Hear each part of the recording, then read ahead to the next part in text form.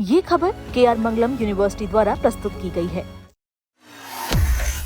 Iran, America, Israel के बीच युद्ध शुरू होने के बाद से दुनिया में तेल का संकट छा गया है। जिस हॉर्मुज़ स्ट्रेट से दुनिया का 20 से 25% कच्चे तेल और गैस का ट्रेड होता है, लेकिन इस समय यह रूट बाधित है। इसकी वजह से एनर्जी संकट पैदा हो गया है। भारत अपनी ज़रूरत का कच्चा तेल और LPG का एक बड़ा हिस्सा इसी रास्ते से आयात करता है, लेकिन संघर्ष शुरू होने और नाकेबंदी के बाद से तेल और गैस का जो आयात है वो प्रभावित हुआ है। इसी संकट को देखते हुए भारत ने अब एक मेगा प्लान तैयार किया है। ये प्लान है समुद्र के नीचे गैस पाइपलाइन बिछाने का। आखिर हॉर्मुज़ टेंशन के बीच भारत का जो 40,000 करोड़ रुपए वाला जो मेगा प्लान कहा जा रहा है वो क्या है, इसकी जानकारी के लिए आज हमारे साथ जुड़े हैं विदेश मामलों के जानकार संजीव श्रीवास्तव जी। उनसे जानेंगे। सर, यहाँ पर हम देख रहे हैं एक तरफ जो भारतीय जहाज पर हमला हुआ उस पर भारत की तरफ से बड़ा बयान आया। भारत ने भड़कते हुए सीधे तौर पर यह कहा कि ये हमला बर्दाश्त नहीं किया जाएगा। हॉर्मुज़ में जो हमले हो रहे हैं उनको भारत बर्दाश्त नहीं करेगा। वहीं हम देख रहे हैं कि अब्बास अरागची अभी भारत में मौजूद हैं। कई मुद्दों पर बातचीत यहाँ पर कहा जा रहा है कि देखने को मिल सकती है और बातचीत हुई भी है। हॉर्मुज़ को लेकर ईरान ने बयान दिया है, लेकिन अब भारत का जो ये 40,000 करोड़ रुपए वाला मेगा प्लान है वो क्या है? देखिए सोनम जी, इस बात की वर्तमान समय में नितांत आवश्यकता है कि भारत लॉन्ग टर्म के अल्टरनेट सप्लाई चेन्स को विकसित करे, ताकि वेस्ट एशिया से या अन्य डेस्टिनेशन से हमारी जो एनर्जी सप्लाईज हैं, जो गैस की, LNG की, LPG की, वो सभी सुरक्षित बनी रहें। और चूंकि ये वेस्ट एशिया की जो क्राइसिस है, वहाँ पर जो डिसरप्शंस हैं, वहाँ पर जो वोलेटिलिटी और अनसर्टेनिटी है, वो एक लंबे समय तक बनी रह सकती है। और जो स्टेटस को वहाँ पर बिगड़ा है 28 फरवरी, उसके बाद से वो उसको और नए तरीके का स्टेटस को बनाने में बहुत लंबा समय लग सकता है और उसमें अनेक बाधाएं भी लगातार आ सकती हैं। जैसे कि आप देख ही रहे हैं कि किस तरीके से हमारे शिप्स के ऊपर हमले हो रहे हैं। इसी तरीके से फिर से युद्ध शुरू भी हो सकता है और कभी बंद होगा, कभी सीज फायर होगा। तो ये जो सारी स्थिति एक लंबे समय तक अनिश्चितता वाली बनी रहेगी। ऐसे में जैसा कि हम सभी इस बात को कह रहे हैं, आपके शोज में मैंने पहले भी लगातार इस बात पर बल दिया है कि भारत को अपने एनर्जी इंपोर्ट्स के अल्टरनेट जो डेस्टिनेशंस है उसकी तलाश करनी चाहिए, अल्टरनेट रूट्स की तलाश करनी चाहिए।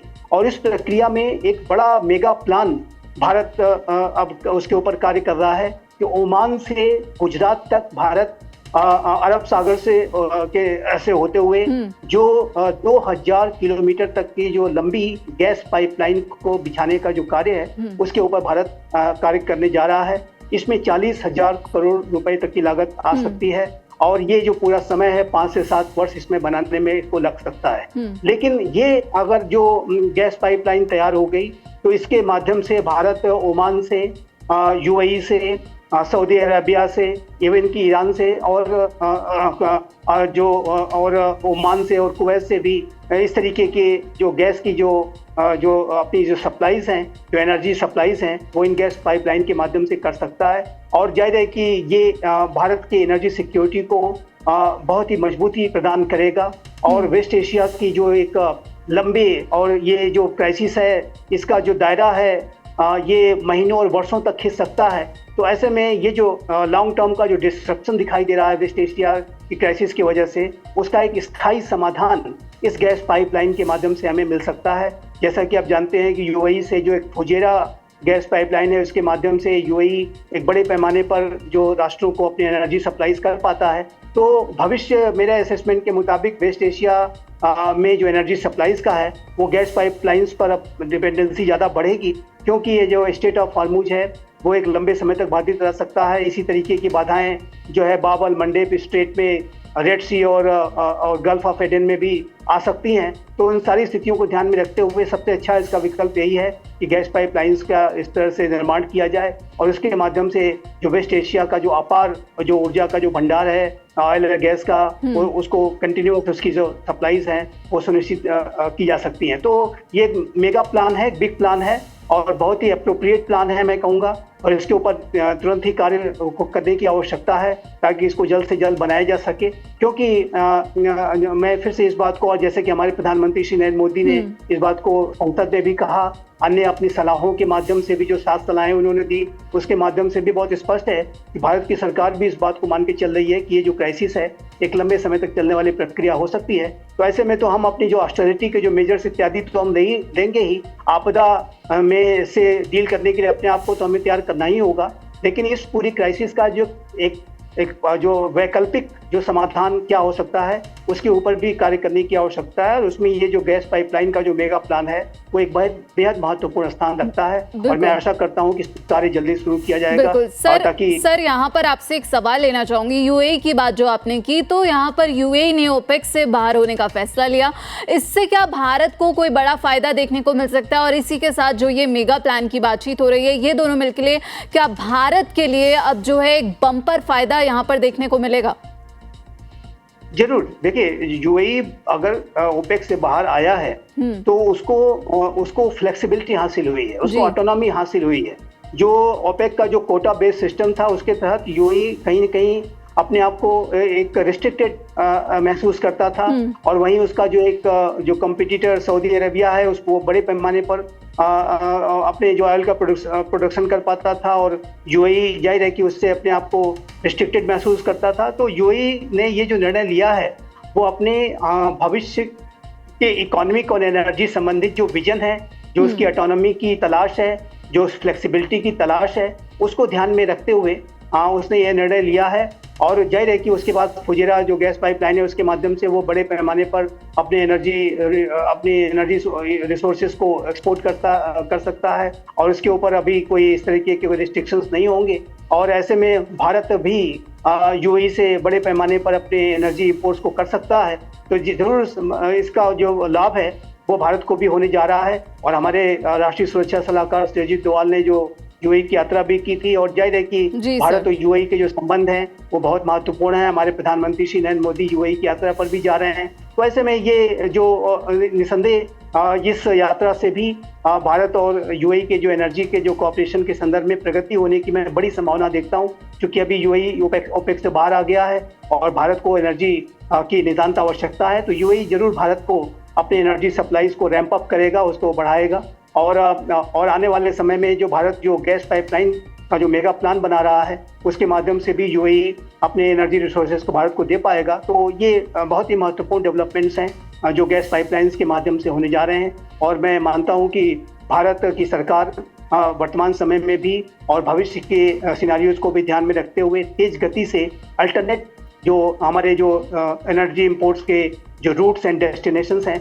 उसकी तलाश कर रही है और उसके ऊपर तेज गति से कार्य कर रही है। बिल्कुल सर, यहाँ पर जाते जाते आपसे एक सवाल लेना चाहूंगी। जिस तरह से हम देख रहे हैं ब्रिक्स से जो तस्वीरें सामने आ रही हैं, अब ईरान ने जो एक बड़ा ऐलान हॉर्मुज को लेकर किया है, तो सर हॉर्मुज पर क्या तस्वीर उभरती हुई नजर आ रही है? क्या यहाँ से कोई समाधान निकल जाएगा? अब जो बैठक हो रही है यहाँ पर कई विदेश मंत्री, कई देशों के विदेश मंत्री इस वक्त ब्रिक्स में मौजूद हैं। दिल्ली में ये एक बड़ी बैठक जो है देखने को मिल रही है। यहाँ से क्या संदेश ट्रंप के लिए जाता हुआ दिख रहा है, और क्या ये समाधान अब नई दिल्ली से निकलता हुआ दिखेगा? देखिए, स्टेट ऑफ हॉर्मुज का समाधान मैं मानता हूं कि जल्द निकल सकता है, क्योंकि स्टेट ऑफ हॉर्मुज का ये जो डिसरप्शन है इससे सभी बहुत गहरे तरीके से प्रभावित हैं। और जहां तक ईरान की बात है तो ईरान जिसने कि ब्लॉकेट कर रखा है वो स्वयं इससे गंभीर रूप से प्रभावित होने जा रहा है, क्योंकि ईरान का जो ब्लॉकेट है वहां जब लगा तो अमेरिका ने काउंटर ब्लॉकेट कर दिया, और ऐसे में जो नेवल ब्लॉकेट कर दिया। तो ऐसे में ईरान के जो एक्सपोर्ट इंपोर्ट्स हैं पूरी तरह से बाधित हैं, और ऐसे में ईरान जो ऑयल के जो प्रोडक्शन में बाधाएं आ रही हैं, क्योंकि उसकी सप्लाईज वो बाहर कर नहीं पा रहा है। तो ऐसे में उसके जो तेल के कुएं उसको बंद करने पड़ सकते हैं, और एक बार तेल के कुएं बंद हुए तो उसको फिर से रीस्टार्ट करने में बहुत लंबा समय लग सकता है, और उसमें अनेक तरीके की खामियां आ सकती हैं। तेल के कुएं लगातार चलते रहने चाहिए, उनको यदि कोई राष्ट्र बंद करता है तो फिर उसको ओपन करने में एक लंबा समय लगता है और अनेक तरीके की उसमें बाधाओं का सामना करना पड़ सकता है। तो ईरान जो है वो रनिंग अगेंस्ट टाइम वाली रेस अगेंस्ट टाइम की स्थिति में है, और ईरान यदि इसी तरीके का डिस्ट्रप्शन अगर बना के रखेगा तो इसका बहुत बड़ा जो खामियाजा है सबसे बड़ा खमियाजा रादर मैं कहूंगा वो ईरान को स्वयं भुगतना पड़ेगा। तो ऐसे में ईरान के ऊपर दबाव बढ़ता जा रहा है और अंतर्राष्ट्रीय समुदाय भी उससे ये कहेगा कि आप स्टेट ऑफ हार्मुज का ब्लॉकेट वहां से हटाइए, और इससे आपकी इकोनॉमी भी प्रभावित हो रही है, पूरे विश्व की इकोनॉमी प्रभावित हो रही है, ये किसी के भी हित में नहीं है। तो मैं ऐसा, और राष्ट्रपति डोनाल्ड ट्रंप और चाइना के राष्ट्रपति शी जिनपिंग के बीच में इस संदर्भ में वार्ताएं भी हुई हैं और जो सहमतियां भी बनी हैं कि टोल टैक्स वगैरह वहाँ वसूल नहीं कर सकते।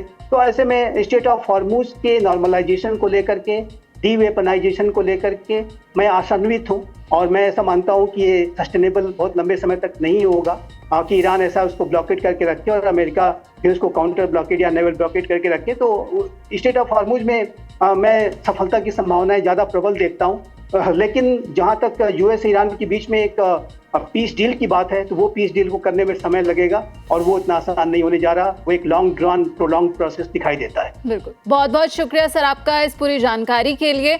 आपने समझा कि यहाँ पर जो तस्वीरें निकलकर सामने आ रही हैं ब्रिक्स से, वो एक बड़े संदेश दे रही हैं। वहीं ट्रंप ने भी अब एक बड़ा संदेश दिया है, चीन की तारीफ की है। हालांकि चीन ने ताइवान के मुद्दे पर ट्रंप को चेतावनी दी और यहाँ पर हॉर्मुज को लेकर भी बातचीत हुई है। अब ये देखना होगा कि हॉर्मुज पर आने वाले वक्त में क्या तस्वीर उभर कर सामने आती है और आखिर क्या कुछ समाधान देखने को मिलता है। लेकिन अब जो ईरान ने शर्त रखी है हॉर्मुज को लेकर कि आप हमारा सहयोग कीजिए और आप अपने जहाज हॉर्मुज से सुरक्षित तरीके से ले जा सकते हैं, लेकिन आखिर किस सहयोग की यहाँ पर ईरान की तरफ से ये बातचीत की गई है, ये तो आने वाला वक्त ही बताएगा। इस पूरे मामले पर आप क्या कुछ सोचते हैं जरूर बताइएगा। बाकी आज के लिए इतना ही। देश और दुनिया की तमाम खबरों के लिए आप देखते रहिए दैनिक जागरण। नमस्कार।